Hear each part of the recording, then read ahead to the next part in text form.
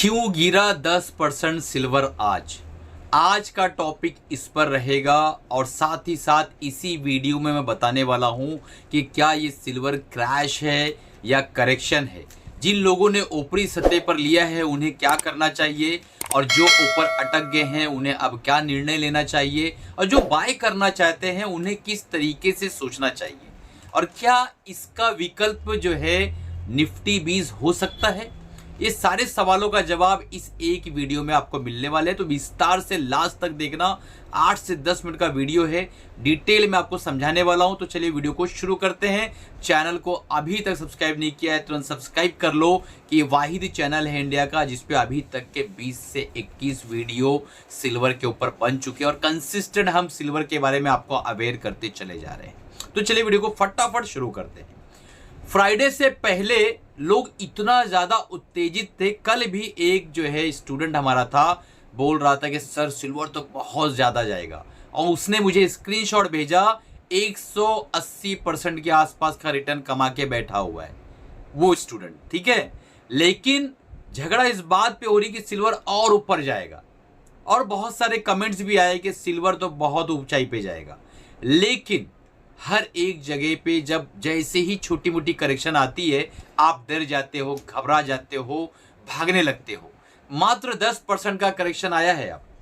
तो मैंने एक इंडिकेटर लगाया और देखा कि ये करेक्शन क्यों आ रहा है।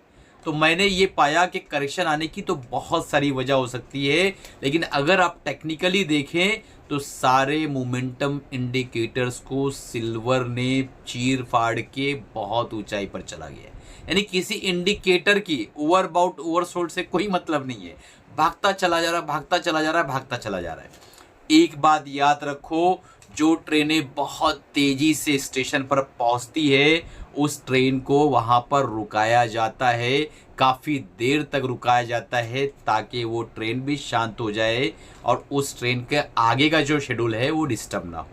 तो सिल्वर 20 को इतना तेजी से और सिल्वर ETF को या सिल्वर को इतना तेजी से ऊपर लेकर जाया गया। 4,20,000 के आसपास का प्राइस आ गया, ठीक है। $121 जो है USD डॉलर पर ऑन्स चल रहा था प्राइस और 10% का करेक्शन आज दिखाई दे रहा है। 116 USD जो है पर ऑन्स चल रहा है। 3,75,000 के आसपास का प्राइस आ गया पर केजी। तो क्या ये करेक्शन कंटिन्यू रहेगी? तो एक इंडिकेटर मैंने लगाया जिसे कहते हैं फिबोनाची रिट्रेसमेंट। आप फिबोनाची कह लेना, जो मन करे वो कर लेना, लेकिन फिबोनाची जब रिट्रेसमेंट मैंने लगाया तो मैंने दो चीजें देखी जो मैं आपको बताना चाहूंगा। उसके बाद आएंगे देखेंगे कि सिल्वर 20 और निफ्टी 20 में क्या डिफरेंस है और हमें इस वक्त क्या सोचना चाहिए। तो जब मैंने वो लगाया तो सबसे पहला जो बेहतरीन करेक्शन होता है वो 50% का माना जाता है। तो 50% का प्राइस 250 के आसपास आ रहा है सिल्वर 20 का, सिल्वर 20 ETF। दूसरा जो प्राइस आ रहा है 61.8% का, जिसे बेहतरीन अच्छा करेक्शन माना जाता है, हेल्दी करेक्शन, वो आ रहा है 280 के आसपास का। और अभी क्या प्राइस चल रहा है आप खुद ही बताओ कमेंट करके। 325-330 के आसपास का प्राइस चल रहा है। कल क्या चल रहा था 352 355 तक। हमारे एक स्टूडेंट है, उसको मैंने बोला भाई खत्म करो निकल जाओ। आज उसने ऑडियो भेजा है कि बहुत सही टाइम पे निकले। अगर आप बोलोगे तो उस ऑडियो को प्ले भी कर दूंगा मैं यहाँ पे। बड़ा खुश है वो। तो कुछ लोग खुशी हैं, कुछ लोग दुखी हैं। तो दुखी कौन है? जो लालच में पड़े हैं, 150-200% के प्रॉफिट के बाद भी प्रॉफिट बुक नहीं कर रहे हैं। तो इतनी लालसा अच्छी बात नहीं। अब चलते हैं, देखते हैं कि क्या ये प्राइस आ सकता है। बिल्कुल आ सकता है। सिल्वर 20 का ये प्राइस आ सकता है 250। मैं तो कह रहा हूं 250 नहीं, उससे नीचे भी आए तो अच्छा है। 280-250 आना कोई बहुत बड़ा काम नहीं है, आ सकता है आसानी के साथ। तो हमें क्या करना चाहिए, हमें किस तरीके से सोचना चाहिए? 230 का वेट करना चाहिए या 180 का वेट करना चाहिए? नहीं नहीं नहीं, क्या करना है मैं बताऊं आगे चल के। अब चलते हैं, ये देख लेते हैं कि हमारे पास 2 ETF है, सिल्वर है और निफ्टी है। और हमारे पास मान लो, मैं एक एग्जांपल देता हूं कि 10,000 रुपये, एक एग्जांपल दे रहा हूं, ठीक है।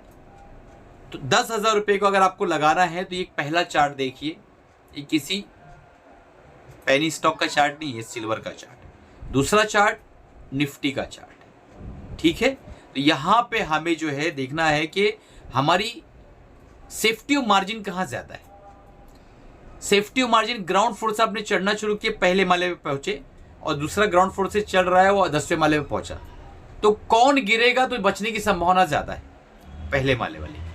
तो यहां भी वही रूल लागू होता है कि सिल्वर बहुत ऊंचाई पे गिरा है, अगर करेक्शन आएगी तो बहुत बड़ी आएगी और साथ ही साथ बहुत लंबे समय के लिए आएगी। और हमारा निफ्टी अभी चलना भी प्रॉपर से शुरू नहीं किया है, अभी जस्ट छोटा सा पापा है, स्टार्ट भी नहीं किया है।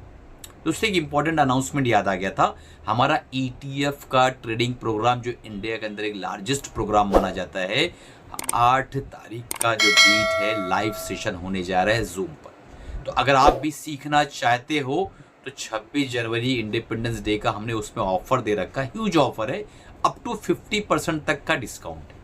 आप तुरंत इनरोल कर लो, क्योंकि उस प्रोग्राम के अंदर हम आपको जो है एनालिटिक सपोर्ट देंगे, मेंटरशिप देंगे, सिखाएंगे कि किस तरीके से कोड स्ट्रेटजी अपना के जो हमने सिखाया इतने स्टूडेंट्स को, कैसे आप काम कर सकते हो और कैसे सक्षम हो सकते हो कि पैरेलल इनकम किस तरीके से आप जनरेट कर सकते हो। सारी चीज़ों को हम विधि को सिखाएंगे उसके अंदर। तो वो इनरोल कर लो, डिस्क्रिप्शन में नंबर है, टीम से बात करो, आज ही अपनी सीट्स को लॉक कर लो।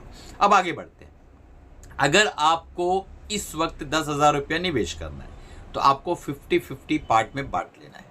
5,000 रुपया आपको निफ्टी 20 में और 5,000 रुपया सिल्वर 20 में। निफ्टी 20 के अंदर आपको 5 पार्ट कर लो, 1,000 रुपया हर छोटे छोटे करेक्शंस पे आप उसके अंदर इन्वॉल्व कर सकते हो, डिप्लॉय कर सकते हो। सिल्वर के अंदर आप धीरे धीरे धीरे धीरे 500, 1,000, 500,000, जब वो 5-6% गिरे तब इस तरीके से आप एक पोजिशन बना सकते हो।